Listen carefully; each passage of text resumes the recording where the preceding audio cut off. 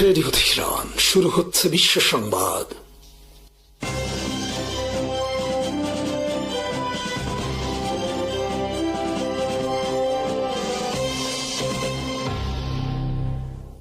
ইরানের ভারপ্রাপ্ত প্রতিরক্ষা মন্ত্রী ব্রিগেডিয়ার জেনারেল সৈয়দ মাজিদ ইবনে রেজা বলেছেন, নিজস্ব সক্ষমতা ও দেশীয় প্রযুক্তির উপর নির্ভর করে ইরান যুক্তরাষ্ট্র ও ইসরায়েলের বিরুদ্ধে কৌশলগত পরাজয় চাপিয়ে দিয়েছে। একই সঙ্গে তিনি স্পষ্ট করে বলেছেন, কোনো বিদেশি চাপের কাছে তেহরান কখনোই আত্মসমর্পণ করবে না। শনিবার তেহরানে অবস্থানরত বিভিন্ন দেশের সামরিক অ্যাটাশেদের সঙ্গে বৈঠকে তিনি এসব কথা বলেন। জাতীয় প্রতিরক্ষা শিল্প দিবস উপলক্ষে আয়োজিত অনুষ্ঠানে তিনি সম্প্রতি নিহত ইরানের প্রতিরক্ষা মন্ত্রী ব্রিগেডিয়ার জেনারেল আজিজ নাসিরজাদেকে স্মরণ করেন। তিনি বলেন, নাসিরজাদে ছিলেন ইরানের পঞ্চম শহীদ প্রতিরক্ষা মন্ত্রী। এর আগে চামরান, নামজু, ফাকুরি ও শামখানিও দায়িত্ব পালনকালে শহীদ হন। ইরানের বিরুদ্ধে যুক্তরাষ্ট্র ও ইসরায়েলের আগ্রাসনের নিন্দা জানিয়ে শোকবার্তা পাঠানো দেশগুলোর প্রতিও কৃতজ্ঞতা জানান তিনি। ইরানে 22 আগস্ট জাতীয় প্রতিরক্ষা শিল্প দিবস হিসেবে পালিত হয়। মন্ত্রী বলেন, এই দিনটি শুধু প্রতীকী নয়, বরং নিষেধাজ্ঞা ও দীর্ঘদিনের বিদেশি চাপ মোকাবেলা করে দেশীয় প্রতিরক্ষা সক্ষমতা গড়ে তোলা বিজ্ঞানী ও বিশেষজ্ঞদের অবদানের স্বীকৃতি। তার দাবি, সাম্প্রতিক যুদ্ধে ইরানের সামরিক বাহিনীকে ধ্বংস করার শত্রুপক্ষের দাবি সত্ত্বেও প্রতিরক্ষা মন্ত্রণালয় অস্ত্র ও সামরিক সরঞ্জামের উৎপাদন লাইন সচল রেখেছে। যুদ্ধকালীন পরিস্থিতিতেও নতুন আক্রমণাত্মক ও প্রতিরক্ষামূলক ব্যবস্থা যুদ্ধক্ষেত্রে যুক্ত করা হয়েছে এবং এই প্রতিক্রিয়া অব্যাহত রয়েছে। তিনি আরও বলেন, নিষেধাজ্ঞা ও নানা সীমাবদ্ধতার মধ্যেও ইরানের প্রতিরক্ষা শিল্প সশস্ত্র বাহিনীকে আরও শক্তিশালী ও কার্যকর করে তুলতে সক্ষম হয়েছে। তার মতে, আত্মনির্ভর প্রতিরক্ষা সক্ষমতাই ইরানের প্রতিরোধ ও জাতীয় স্বাধীনতার অন্যতম প্রধান ভিত্তি। লেবাননে নতুন কোনো ভূখণ্ড দখলের চেষ্টা করা হলে ইসরায়েলকে উপযুক্ত জবাব দেওয়া হবে বলে সতর্ক করেছেন হিজবুল্লাহর রাজনৈতিক পরিষদের উপপ্রধান মাহমুদ কুমাতি। শনিবার ফিলিস্তিনি সংবাদ সংস্থা সামার বরাত দিয়ে তথ্য জানা গেছে। কুমাতির এই সতর্ক বার্তা এমন সময় এলো যখন দক্ষিণ লেবাননের কিছু অংশ এখনও ইসরায়েলি বাহিনীর নিয়ন্ত্রণে রয়েছে। একই সঙ্গে দখলকৃত সব এলাকা থেকে ইসরায়েলি সেনা প্রত্যাহার নিশ্চিত করতে লেবানন সরকার রাজনৈতিক প্রচেষ্টা চালিয়ে যাচ্ছে।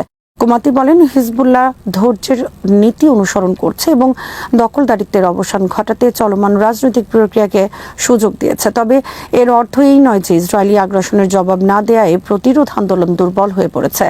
তিনি বলেন, কোনো ইসরায়েলি আগ্রাসনের জবাব না দেয়া মানে এই নয় যে প্রতিরোধ দুর্বল বা অক্ষম, বরং হিজবুল্লাহ এখনও শক্তিশালী রয়েছে বলেও দাবি করেন তিনি। কুমাতি আরও সতর্ক করে বলেন, ইসরায়েল নতুন করে লেবাননের কোনো ভূখণ্ড দখলের চেষ্টা করলে মাঠের পরিস্থিতির পরিবর্তনের সঙ্গে সামঞ্জস্য রেখে তার জবাব দেওয়া হবে।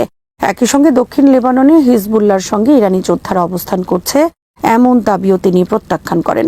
গত 2 মার্চ ইসরায়েল লেবাননে বড় ধরনের সামরিক অভিযান শুরু করে। এতে ব্যাপক হতাহতের পাশাপাশি 10 লাখের বেশি মানুষ বাস্তুচ্যুত হয় এবং দক্ষিণ লেবাননের কিছু এলাকা ইসরায়েলি বাহিনীর নিয়ন্ত্রণে চলে যায়। গত মাসে যুক্তরাষ্ট্রের মধ্যস্থতায় লেবানন ও ইসরায়েলের মধ্যে একটি কাঠামোগত চুক্তি স্বাক্ষরিত হয়। তবে এই চুক্তিটির আইনি অবস্থান এবং ইসরায়েলি সেনা প্রত্যাহারের নির্দিষ্ট সময়সূচি নিয়ে এখনও অনিশ্চয়তা রয়েছে। যুক্তরাষ্ট্র কম খরচে স্থল ও সমুদ্র ভিত্তিক নির্ভুল হামলার সক্ষমতা বাড়াতে নতুন ধরনের কন্টেইনার ভিত্তিক ক্ষেপণাস্ত্রের পরীক্ষা চালিয়েছে। দেশটির ডিপার্টমেন্ট অফ ওয়ার 19 আগস্ট নিউ মেক্সিকোর হোয়াইট স্যান্ডস মিসাইল রেঞ্জে একটি লো কস্ট কন্টেইনারাইজড মিসাইল বা LCCM এর লাইভ ফায়ার পরীক্ষা সম্পন্ন করে। এর মাধ্যমে প্রকল্পটি প্রাথমিক অধিগ্রহণ পরিকল্পনা থেকে সরে বাস্তব অপারেশনাল পরীক্ষার পর্যায়ে প্রবেশ করেছে। জেরেক্স 26.3 পরীক্ষামূলক কর্মসূচির অংশ হিসেবে এই উৎক্ষেপণ চালানো হয়। LCCM কর্মসূচির মূল লক্ষ্য হল এমন কন্টেইনার ভিত্তিক অস্ত্র তৈরি করা যা স্থল ও নৌ দুই ধরনের লক্ষ্যবস্তুতে নির্ভুল হামলা চালাতে পারবে। যুক্তরাষ্ট্র 2027 সাল থেকে প্রায় 10,000 কম খরচের ক্রুজ ক্ষেপণাস্ত্র সংগ্রহের পরিকল্পনা করছে। এর মাধ্যমে দূরপাল্লার হামলা সক্ষমতা বাড়ানোর পাশাপাশি বিভিন্ন স্থানে দ্রুত অস্ত্র মোতায়েনের সুযোগ তৈরি হবে। রাশিয়া উত্তর কোরিয়ার তৈরি নতুন 11C বা KN-30 স্বল্প পাল্লার ব্যালিস্টিক ক্ষেপণাস্ত্রের প্রথম চালান পেয়েছে বলে ইউক্রেনের সামরিক গোয়েন্দা সংস্থা জানিয়েছে। 20 আগস্টের এই তথ্য অনুযায়ী পশ্চিম রাশিয়ার ভোরোনেজ অঞ্চলে 6টি ট্রান্সপোর্টার ইরেক্টর লঞ্চার বা TEL মোতায়েনের প্রস্তুতি চলছে। এর ফলে ইউক্রেনের গভীরে অবস্থিত গুরুত্বপূর্ণ অবকাঠামোতে হামলার জন্য রাশিয়ার হাতে নতুন একটি ব্যালিস্টিক সক্ষমতা যুক্ত হল। প্রতিবেদন অনুযায়ী প্রায় 90 জন উত্তর কোরীয় ভারতীয় সেনা সদস্য রাশিয়ার 112তম গার্ডস মিসাইল ব্রিগেডের সঙ্গে কাজ করবে। সম্ভাব্য 120টি ক্ষেপণাস্ত্রের মজুদ 6টি লঞ্চের মাধ্যমে পরিচালিত হতে পারে। প্রতিটি টিইএল এ সাধারণত 2টি ক্ষেপণাস্ত্র বহন করা সম্ভব, ফলে একসঙ্গে 12টি ক্ষেপণাস্ত্র নিক্ষেপের সক্ষমতা তৈরি হতে পারে। KN-30 আকারে KN-23 এর চেয়ে বড়। এর দৈর্ঘ্য প্রায় 10.1 থেকে 10.2 মিটার এবং ব্যাস 1.26 মিটার। এর সম্ভাব্য পাল্লা 600 থেকে 900 কিলোমিটার এবং উত্তর কোরিয়ার দাবি অনুযায়ী এতে সর্বোচ্চ 2500 কেজি ওয়ারহেড বহন করা সম্ভব। রাশিয়া উত্তর কোরিয়ার KN-23 ও KN-24 ক্ষেপণাস্ত্র ইউক্রেন যুদ্ধে ব্যবহার করেছে। নতুন KN-30 যুক্ত হলে রাশিয়া ইস্কান্দার M ক্ষেপণাস্ত্রের উপর নির্ভরতা কিছুটা কমিয়ে একই সঙ্গে আরো বড় ব্যালিস্টিক হামলার সক্ষমতা অর্জন করতে পারে। তুরস্কের প্রতিরক্ষা প্রতিষ্ঠান FNSS উন্মোচন করেছে নতুন চালকহীন উভচর যুদ্ধযান ইউমাভ, যা আইজাহা নামেও পরিচিত। 20 আগস্ট টেকনোফেস্ট মাভিবাতান 2026-এ কোজায়েলির গোলকুক নেভালি শিপইয়ার্ডে যানটি প্রদর্শন করা হয়। 8 টন ওজনের 4x4 এই প্ল্যাটফর্মটি মূলত তুরস্কের মানব চালিত মাভ জাহা উভচর বাহিনীর সামনে থেকে কাজ করার জন্য তৈরি। ইউমাভ এর প্রধান লক্ষ্য হল সমুদ্র সৈকতে অবতরণের সবচেয়ে ঝুঁকিপূর্ণ প্রাথমিক পর্যায়ে মানুষের পরিবর্তে চালকহীন যান ব্যবহার করা, মাইন শনাক্ত ও অপসারণ, বাধা পরিষ্কার, শত্রুর অবস্থান শনাক্ত, ইলেকট্রনিক যুদ্ধ, ড্রোন প্রতিরোধ, পথ চিহ্নিতকরণ এবং সরাসরি গোলাবর্ষণের মতো কাজে এটি ব্যবহৃত হতে পারে। ফলে শত্রুর অ্যান্টি ট্যাঙ্ক ক্ষেপণাস্ত্র, মাইনফিল্ড ও অন্যান্য প্রতিরোধের মুখে প্রথম সারির মানব ক্ষয় কমানোর সুযোগ তৈরি হবে। যানটিতে রয়েছে 300 হর্স পাওয়ার ইঞ্জিন। এর সর্বোচ্চ স্থলগতি ঘন্টায় 70 কিলোমিটার এবং পানিতে 7 নট। এই গতি মানব চালিত মাভ এর সঙ্গে সামঞ্জস্যপূর্ণ। একই চেসিসে 10 ধরনের মিশন মডিউল সংযোজন করা যায়। এর মধ্যে রয়েছে fire support, mine clearance, combat engineering, recognitions, electronic warfare, counter drone, deception, navigation, logistics এবং ক্যাজুয়ালিটি ইভাকুয়েশন। নিয়ন্ত্রণ ব্যবস্থা রিমোট, স্বয়ংক্রিয় কিংবা হাইব্রিড হতে পারে। সরাসরি যোগাযোগের পরিসর প্রায় 3 কিলোমিটার, আর ইউএভি রিলে ব্যবহারে তা আরও বাড়ানো সম্ভব। উভচর অভিযানে প্রথম সারির ঝুঁকিপূর্ণ কাজগুলো চালকহীন প্ল্যাটফর্মে স্থানান্তরের মাধ্যমে তুরস্কের ভবিষ্যৎ অ্যাম্ফিবিয়াস যুদ্ধ কৌশলে এটি গুরুত্বপূর্ণ পরিবর্তন আনতে পারে। ওয়াশিংটন ও তেহরানের মধ্যে স্বাক্ষরিত 60 দিনের সমঝোতার মেয়াদ সোমবার আনুষ্ঠানিকভাবে শেষ হয়েছে। এর সঙ্গে উপসাগরীয় অঞ্চল ও বৃহত্তর মধ্যপ্রাচ্যে কূটনৈতিক সমাধানের যে ক্ষীণ আশাটি তৈরি হয়েছিল তাও অনেকটাই ম্লান হয়ে গেছে। 17 জুন পাকিস্তান ও কাতারের মধ্যস্থতায় মার্কিন প্রেসিডেন্ট ডোনাল্ড ট্রাম্প ও ইরানের প্রেসিডেন্ট মাসুদ পেজিশকিয়ান 14 দফার ইসলামাবাদ সমঝোতায় সই করেন। চুক্তিটির উদ্দেশ্য ছিল যুদ্ধ তাৎক্ষণিকভাবে শেষ করা নয়, বরং 60 দিনের মধ্যে প্রধান বিরোধগুলো নিয়ে আলোচনার মাধ্যমে একটি চূড়ান্ত সমঝোতার ভিত্তি তৈরি করা। সমঝোতায় ইরানের পারমাণবিক কর্মসূচি, মার্কিন নৌ অবরোধ, নিষেধাজ্ঞা, হরমুজ প্রণালী পুনরায় খুলে দেয়া, ইরানি তেল রপ্তানির উপর ছাড়, জব্দ অর্থে প্রবেশাধিকার এবং ইরানের কাছাকাছি অঞ্চল থেকে মার্কিন বাহিনী সরিয়ে নেয়ার মতো বিষয় অন্তর্ভুক্ত ছিল। পারস্পরিক সম্মতিতে চুক্তির মেয়াদ বাড়ানোর সুযোগও রাখা হয়েছিল। শেষ পর্যন্ত জাতিসংঘ নিরাপত্তা পরিষদের অনুমোদনের মাধ্যমে একটি স্থায়ী চুক্তিতে পৌঁছানোর লক্ষ্য ছিল, কিন্তু সেই কূটনৈতিক প্রক্রিয়া এখন অনিশ্চয়তার মুখে। ইরানের পররাষ্ট্রমন্ত্রী আব্বাস আরাকচি বলেছেন, তেহরান এখনও যুক্তরাষ্ট্রের সঙ্গে আলোচনা পুনরায় শুরুর সিদ্ধান্ত নেয়নি। ফলে 60 দিনের সময়সীমা শেষ হলেও বড় কোনো অগ্রগতি হয়নি, বরং ওয়াশিংটন ও তেহরান নিজেদের অবস্থান আরও কঠোর করছে। ট্রাম্প ইতিমধ্যেই ইরানের বিরুদ্ধে ম্যাক্সিমাম প্রেসার বা সর্বোচ্চ চাপের নীতি পুনরায় জোরদারের হুমকি দিয়েছেন। নতুন পদক্ষেপের কেন্দ্রে রয়েছে আরও কঠোর অর্থনৈতিক নিষেধাজ্ঞা এবং ইরানের বিরুদ্ধে নৌ অবরোধ শক্তিশালী করা। তেল বাণিজ্য, সামুদ্রিক বীমা, শিপিং কোম্পানি, ব্যাংক, মুদ্রা বিনিময় প্রতিষ্ঠান, বিমান চলাচল ও লজিস্টিক নেটওয়ার্ককে নতুন করে নিষেধাজ্ঞার আওতায় নিয়ে আসা হয়েছে। বিশেষ করে ইরানের তেল ক্রয় অব্যাহত রাখা দেশগুলোর উপরও চাপ বাড়াতে পারে যুক্তরাষ্ট্র। এক্ষেত্রে প্রধান লক্ষ্য হতে পারে চীন। মার্কিন ট্রেজারি বিভাগের হিসেবে 2025 সালে ইরানের তেল রপ্তানির প্রায় 90% গন্তব্য ছিল চীন। ওয়াশিংটন তাই দ্বিতীয় পর্যায়ের নিষেধাজ্ঞা ও শুল্কের মতো পদক্ষেপের মাধ্যমে চীনা ক্রেতাদেরও চাপে ফেলতে পারে। তবে চীনের ছোট স্বাধীন তেল শোধনাগারগুলো, যেগুলো টিপট নামে পরিচিত, মার্কিন আর্থিক ব্যবস্থার সঙ্গে সীমিতভাবে যুক্ত থাকায় এতদিন নিষেধাজ্ঞা অনেকাংশে এড়িয়ে গেছে। ইরানের অর্থনীতিতে এরই মধ্যে বড় চাপ তৈরি হয়েছে। আন্তর্জাতিক মুদ্রা তহবিল এ বছরের ইরানের অর্থনীতি 6.1% সংকুচিত হওয়ার এবং মূল্যস্ফীতি প্রায় 69% পৌঁছানোর পূর্বাভাস দিয়েছে। ইরানের নিজস্ব পরিসংখ্যানেও আরও উচ্চ মূল্যস্ফীতির চিত্র পাওয়া যায়। জুনে বার্ষিক মূল্যস্ফীতি প্রায় 89% পৌঁছানোর কথা জানানো হয়। খাদ্যপণ্যের দামও দ্রুত বাড়ছে। এক বছরে মুরগির দাম প্রায় 190% এবং দুধের দাম 150% পর্যন্ত বেড়েছে বলে বিভিন্ন প্রতিবেদনে উল্লেখ করা হয়েছে। মুদ্রা বাজারের পরিস্থিতি সংকটজনক। সমান্তরাল বাজারে $1 মার্কিন বিপরীতে ইরানি রিয়ালের দর প্রায় 18 লাখে নেমে এসেছে। মূল্যস্ফীতির কারণে মানুষের ক্রয় ক্ষমতা কমে যাওয়ায় সরকারকে বড় অঙ্কের নতুন ব্যাংক নোট চালু করতে হয়েছে। অন্যদিকে যুক্তরাষ্ট্র বলছে, নিষেধাজ্ঞা ও নৌ অবরোধ ইরানের অর্থনীতিতে কার্যকর চাপ তৈরি করছে। পেন্টাগনের হিসাবে মে মাসের শুরু পর্যন্ত নৌ অবরোধের কারণে ইরানের প্রায় $4.8 বিলিয়ন তেল রাজস্ব ক্ষতি হয়েছে। মার্কিন কর্মকর্তাদের দাবি, ফেব্রুয়ারি থেকে ইরানের তেল বাণিজ্য, অস্ত্র সংগ্রহ ও আর্থিক নেটওয়ার্কের সঙ্গে যুক্ত 1000-এর বেশি ব্যক্তি, জাহাজ ও উড়োজাহাজকে নিষেধাজ্ঞার আওতায় আনা হয়েছে। মার্কিন ট্রেজারি সেক্রেটারি স্কট বেসেন্ট আরও কঠোর পদক্ষেপের ইঙ্গিত দিয়ে বলেছেন, অর্থনৈতিক বিচ্ছিন্নতার ইতিহাসে নজিরবিহীন ব্যবস্থা নেওয়া হতে পারে। এর পাশাপাশি ইরানের প্রতিবেশী দেশগুলোর সঙ্গে স্থলপথে বাণিজ্য সীমিত করার একটি পরিকল্পনা নিয়ে আলোচনা চলছে। তুরস্ক, ইরাক, পাকিস্তান ও মধ্য এশিয়ার দেশগুলোর সঙ্গে ইরানের স্থল বাণিজ্য বাধাগ্রস্ত করার উদ্যোগ বাস্তবায়িত হলে তা তেহরানের উপর আরও বড় অর্থনৈতিক চাপ সৃষ্টি করতে পারে। তবে বিশেষজ্ঞরা মনে করছেন, স্থল অবরোধ বাস্তবায়ন করা নৌ অবরোধের তুলনায় অনেক বেশি কঠিন হবে। এর জন্য প্রতিবেশী দেশগুলোর সহযোগিতা প্রয়োজন হবে, যাদের প্রত্যেকের নিজস্ব অর্থনৈতিক ও রাজনৈতিক স্বার্থ রয়েছে। ফলে এই ধরনের পদক্ষেপ আন্তর্জাতিক আইন, কূটনীতি এবং আঞ্চলিক রাজনীতিতে নতুন করে জটিলতা তৈরি করতে পারে। তবু নিষেধাজ্ঞার কার্যকারিতা নিয়েও প্রশ্ন রয়েছে।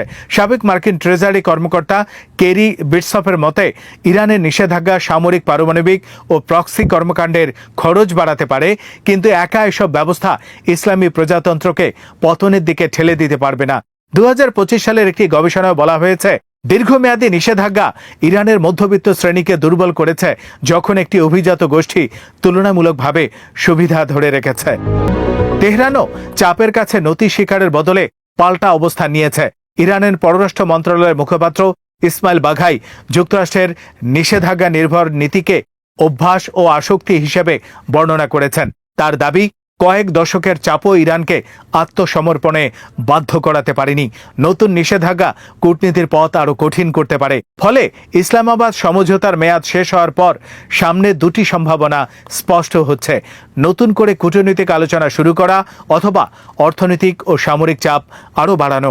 ওয়াশিংটন মনে করছে, দীর্ঘমেয়াদী চাপ তেহরানকে ছাড় দিতে বাধ্য করতে পারে। অন্যদিকে ইরান মনে করছে, নৌ অবরোধ, নিষেধাজ্ঞা ও জব্দ সম্পদ মুক্তির প্রশ্ন সমাধান না হলে অর্থবহ সমঝোতা সম্ভব নয়। 60 দিনের এই কূটনৈতিক জানালা কোনো চূড়ান্ত সমাধান ছাড়াই বন্ধ হয়েছে। এখন পরবর্তী পর্যায়ে অর্থনৈতিক চাপ, তেল বাণিজ্য এবং হরমুজ প্রণালীকে ঘিরে সংঘাতই যুক্তরাষ্ট্র ইরান সম্পর্কের গতিপথ নির্ধারণ করতে পারে। ফলে ইসলামাবাদ সমঝোতার ভবিষ্যৎ যেমন অনিশ্চিত, তেমনি মধ্যপ্রাচ্যের নতুন করে উত্তেজনা বাড়ার আশঙ্কাও থেকে যাচ্ছে। ইরান যুক্তরাষ্ট্র সংঘাত নতুন করে আরও তীব্র হওয়ার ইঙ্গিত দিচ্ছে।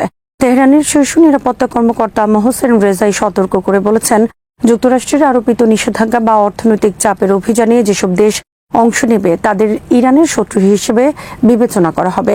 এমনকি এসব দেশের স্বার্থের উপর প্রতিশোধমূলক পদক্ষেপ নেওয়ারও হুঁশিয়ারি দিয়েছেন তিনি। রেজাইয়ের বক্তব্যে স্পষ্ট, ওয়াশিংটনের অর্থনৈতিক অবরোধকে শুধু যুক্তরাষ্ট্রের সঙ্গে দ্বন্দ্ব হিসেবে দেখছে না তেহরান, বরং আঞ্চলিক কোনো দেশ যদি মার্কিন চাপ বাস্তবায়নে সহযোগিতা করে তাহলে সেই দেশও সম্ভাব্য প্রতিপক্ষ হয়ে উঠতে পারে। এতে মধ্যপ্রাচ্যের মিত্র ও প্রতিবেশী দেশগুলোর উপর নতুন কূটনৈতিক চাপ তৈরি হওয়ার আশঙ্কা রয়েছে। অন্যদিকে ইরানের প্রেসিডেন্ট মাসুদ পেজিশকিয়ান বলেছেন, তার দেশ বর্তমানে পূর্ণমাত্রার অর্থনৈতিক, সামরিক ও নিরাপত্তা যুদ্ধে রয়েছে। তবে তার দাবি, যুদ্ধ শুরুর আগে যুক্তরাষ্ট্র যে ধারণা করেছিল অর্থনৈতিক চাপ ও সামরিক অভিযানের ফলে ইরান ভেঙে পড়বে এবং আরেকটি ভেনিজুয়েলাতে পরিণত হবে, তা বাস্তবে সত্য হয়নি। এদিকে সবচেয়ে বিতর্কিত অবস্থান নিয়েছেন মার্কিন প্রেসিডেন্ট ডোনাল্ড ট্রাম্প। তিনি সোশ্যাল মিডিয়ায় এমন একটি মানচিত্র পুনরায় শেয়ার করেছেন যেখানে কৌশলগত হরমুজ প্রণালীকে নিউ ইউএস টেরিটরি বা নতুন মার্কিন ভূখণ্ড হিসেবে চিহ্নিত করা হয়েছে। এর একদিন আগে ট্রাম্প প্রকাশ্য সমাবেশে হরমুজকে আমেরিকান ভূখণ্ড হিসেবে দেখার কথা বলেছিলেন। বিশ্বের অন্যতম গুরুত্বপূর্ণ জ্বালানি করিডোর হরমুজকে ঘিরে এমন বক্তব্য ইরান যুক্তরাষ্ট্র সংঘাতকে আরও বিস্ফোরক করে তুলতে পারে। অর্থনৈতিক নিষেধাজ্ঞা, সামরিক চাপ এবং হরমুজের নিয়ন্ত্রণ, তিনটি ইস্যুই এখন আঞ্চলিক উত্তেজনার প্রধান কেন্দ্রবিন্দু। পাকিস্তানের সেনাপ্রধান জেনারেল আসিম মনির সোমবার ইরানের রাজধানী তেহরান সফর করবেন। ইরানের পররাষ্ট্র মন্ত্রণালয়ের মুখপাত্র ইসমাইল বাঘেহের বরাত দিয়ে এ তথ্য জানিয়েছে দেশটির বার্তা সংস্থা ফার্স। ইরানি পররাষ্ট্র মন্ত্রণালয়ের মুখপাত্র জানিয়েছেন, আসিম মনিরের এই সফরের মূল লক্ষ্য হল পাকিস্তান ও ইরানের মধ্যকার দ্বিপক্ষীয় সহযোগিতা আরও জোরদার করা। একই সঙ্গে আঞ্চলিক শান্তি ও নিরাপত্তা প্রতিষ্ঠায় পাকিস্তানের চলমান উদ্যোগ অব্যাহত রাখাও সফরের অন্যতম গুরুত্বপূর্ণ উদ্দেশ্য। ইরান ও পাকিস্তানের মধ্যে দীর্ঘদিনের প্রতিবেশী সম্পর্ক থাকলেও সীমান্ত নিরাপত্তা, সন্ত্রাসবাদ, বাণিজ্য ও আঞ্চলিক ভূরাজনীতি নিয়ে দুই দেশের মধ্যে বিভিন্ন সময়ে মতপার্থক্য দেখা দিয়েছে। তবে সাম্প্রতিক সময়ে দুই দেশই পারস্পরিক যোগাযোগ ও নিরাপত্তা সহযোগিতা বাড়ানোর উপর গুরুত্ব দিচ্ছে। বিশেষ করে মধ্যপ্রাচ্যে চলমান উত্তেজনা এবং ইরানকে ঘিরে যুক্তরাষ্ট্রের সামরিক ও অর্থনৈতিক চাপের প্রেক্ষাপটে আসিম মনিরের তেহরান সফরকে তাৎপর্যপূর্ণ হিসেবে দেখা হচ্ছে। পাকিস্তান এরই মধ্যে আঞ্চলিক সংঘাত কমানো এবং সংশ্লিষ্ট পক্ষগুলোকে আলোচনার টেবিলে আনার ক্ষেত্রে মধ্যস্থতামূলক ভূমিকা রাখার আগ্রহ প্রকাশ করেছে।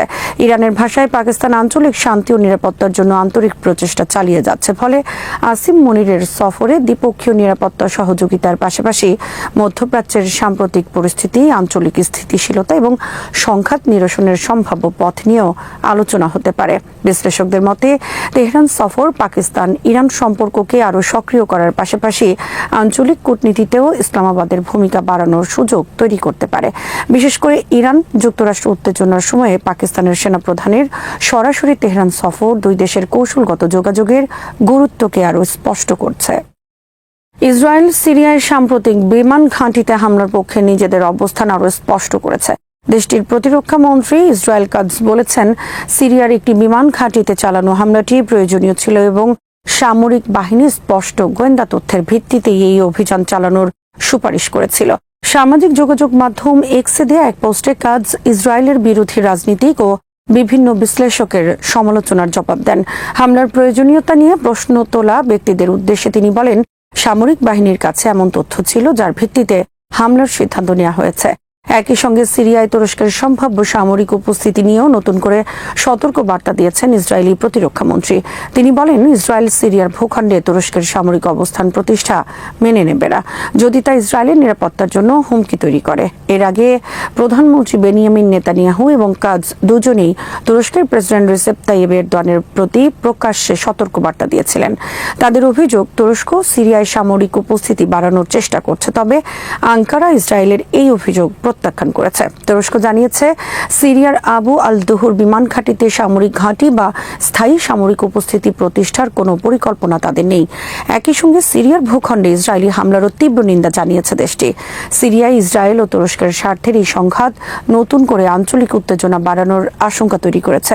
বিশেষ করে সিরিয়ার সামরিক অবকাঠামো ও কৌশলগত এলাকাগুলোকে ঘিরে দুই দেশের অবস্থান ভবিষ্যতে আরও সরাসরি মুখোমুখি পরিস্থিতি তৈরি করতে পারে। ইরানের প্রেসিডেন্ট মাসুদ পেজেশকিয়ান বলেছেন, তার দেশ বর্তমানে একটি পূর্ণাঙ্গ অর্থনৈতিক, সামরিক ও নিরাপত্তা যুদ্ধের মধ্য দিয়ে যাচ্ছে। তবে এত চাপের পরও ইরানের শক্তি, সংহতি ও জনগণের প্রতিরোধ বিশ্বকে বিস্মিত করেছে এবং শত্রুদের পতনের পূর্বাভাসকে ব্যর্থ করে দিয়েছে। আজ ইসলামী প্রজাতন্ত্রের প্রতিষ্ঠাতার আদর্শের প্রতি আনুগত্য পুনর্ব্যক্ত করার এক অনুষ্ঠানে বক্তব্য দেন পেজেশকিয়ান। এ সময় তিনি যুদ্ধে নিহত শহীদ, প্রয়াত নেতা, সামরিক কমান্ডার, বিজ্ঞানী, শিক্ষার্থী, সশস্ত্র বাহিনী এবং সাধারণ মানুষের আত্মত্যাগের কথা স্মরণ করেন। তিনি বলেন, যুদ্ধ, কঠোর নিষেধাজ্ঞা, নানা ধরনের চাপ এবং ধারাবাহিক হত্যাকাণ্ডের পাশাপাশি ইরানকে পানি, বিদ্যুৎ, গ্যাস, জ্বালানি, পরিবেশ ও ব্যাংকিং ব্যবস্থার মতো গুরুত্বপূর্ণ খাতে গুরুতর সংকট মোকাবেলা করতে হচ্ছে। পেজিশকিয়ান বলেন, শত্রুরা ধারণা করেছিল তাদের চাপ ও কর্মকাণ্ডের ফলে ইরান ভেঙে পড়বে, কিন্তু বাস্তবে তা ঘটেনি। বরং ইরানি জাতির শক্তি ও ঐক্য পুরো বিশ্বকে বিস্মিত করেছে। তিনি জনগণের প্রতিরোধের প্রশংসা করে বলেন, এত কঠিন পরিস্থিতির মধ্যেও কিভাবে ইরান টিকে আছে তা অনেক বিশ্লেষকের কাছে সহজে ব্যাখ্যা করা সম্ভব নয়। তার ভাষায়, ইরানের জনগণ সত্যি একটি অলৌকিক পরিস্থিতি তৈরি করেছে। বর্তমান সংকট মোকাবেলায় সরকার সর্বোচ্চ চেষ্টা করছে বলেও জানান তিনি। জনগণের কাছে সমস্যার জন্য দুঃখ প্রকাশ করে পেজিশকিয়ান বলেন, যতক্ষণ শরীরে প্রাণ থাকবে ততক্ষণ সরকার জনগণের জীবনমান ও কল্যাণ উন্নত করতে কাজ করবে এবং শক্তি ও দৃঢ়তার সঙ্গে সংকট মোকাবেলা করবে। বক্তব্যের শেষে তিনি কোরআনের কয়েকটি আয়াতের উল্লেখ করে সতর্ক করেন, যারা সত্য না বুঝে তা অস্বীকার করে, ইতিহাস শেষ পর্যন্ত তাদের পরিণতি নির্ধারণ করে দেয়। লেবাননের নতুন কোনো ভূখণ্ড দখলের চেষ্টা করা হলে ইসরায়েলকে উপযুক্ত জবাব দেওয়া হবে বলে সতর্ক করেছেন হিজবুল্লাহর রাজনৈতিক পরিষদের উপচেয়ারম্যান মাহমুদ কামাতি। ফিলিস্তিনি সংবাদ সংস্থা সামার বরাত দিয়ে এ তথ্য জানানো হয়েছে। শনিবার দেয়া এই সতর্ক বার্তা এমন সময় এলো যখন দক্ষিণ লেবাননের কিছু এলাকা এখনও ইসরায়েলি বাহিনীর নিয়ন্ত্রণে রয়েছে। দখল করা এসব এলাকা থেকে ইসরায়েলি সেনাদের পূর্ণ প্রত্যাহার নিশ্চিত করতে লেবানন সরকার রাজনৈতিকভাবে চেষ্টা চালিয়ে যাচ্ছে। কামাতি বলেন, হিজবুল্লাহ এখন পর্যন্ত ধৈর্য ধরেছে এবং রাজনৈতিক প্রক্রিয়াকে সুযোগ দিয়েছে, যাতে দখল করা লেবানিজ ভূখণ্ড পুরোপুরি মুক্ত করা সম্ভব হয়। তবে ইসরায়েলি আগ্রাসনের প্রতিটি ঘটনায় তাৎক্ষণিক সামরিক প্রতিক্রিয়া না দেখানোকে দুর্বলতার লক্ষণ হিসেবে দেখার সুযোগ নেই। তিনি বলেন, কোনো আগ্রাসনের জবাব না দেওয়ার অর্থ এই নয় যে প্রতিরোধ আন্দোলন দুর্বল বা প্রতিরোধের সক্ষমতা নেই, বরং পরিস্থিতি অনুযায়ী হিজবুল্লাহ যথাযথ সিদ্ধান্ত নেওয়ার সক্ষমতা রাখে।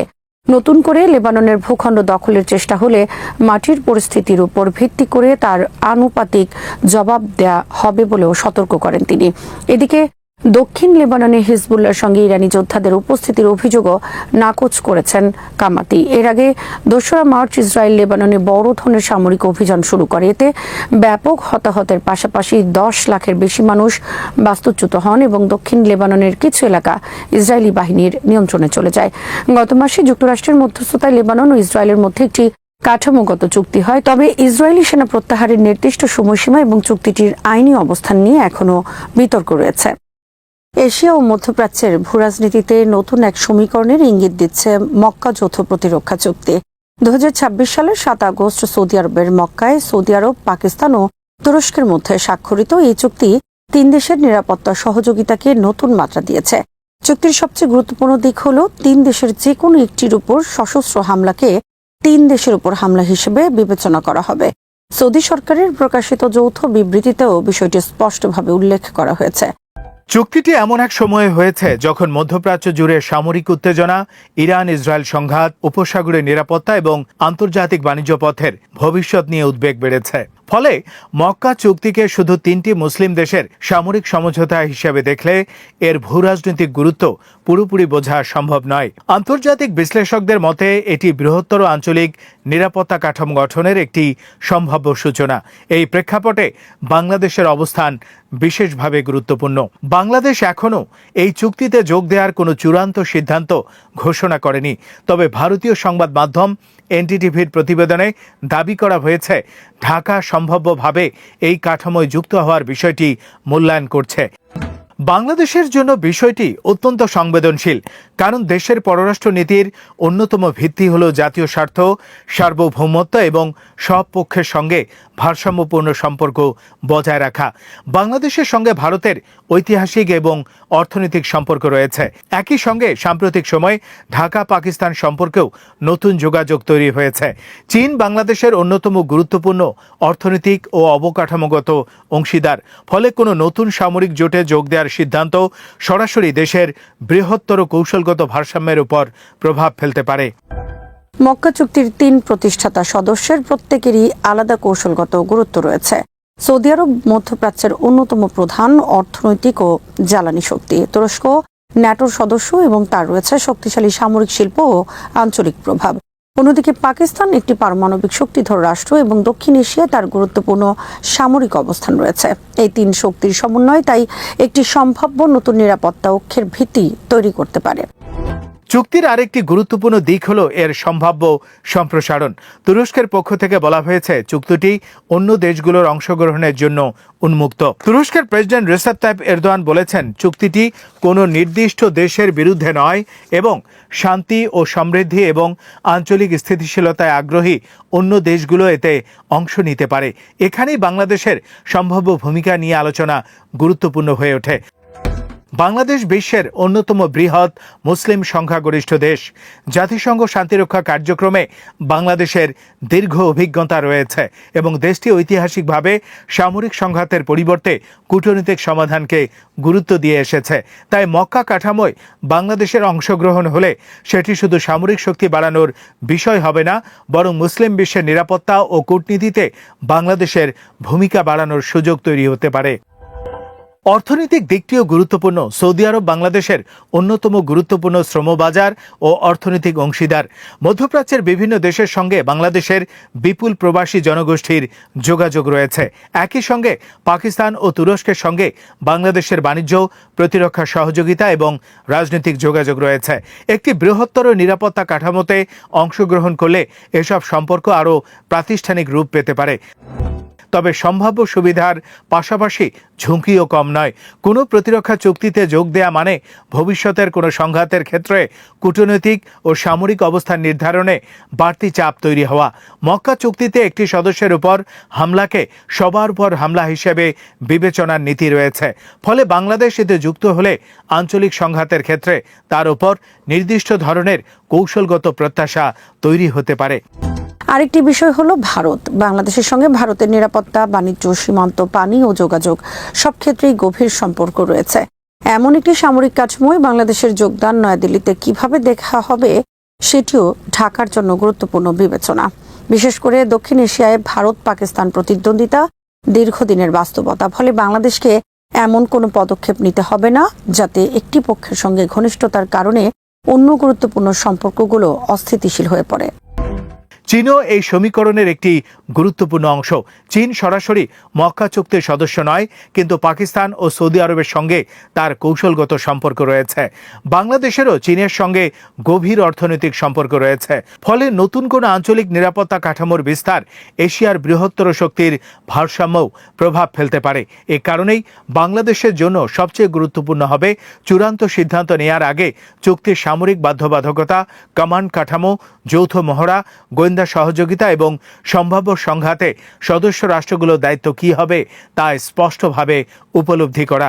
পাকিস্তানের পক্ষ থেকে চুক্তিটিকে প্রতিরক্ষামূলক এবং কোনো নির্দিষ্ট দেশের বিরুদ্ধে নয় বলে ব্যাখ্যা করা হয়েছে।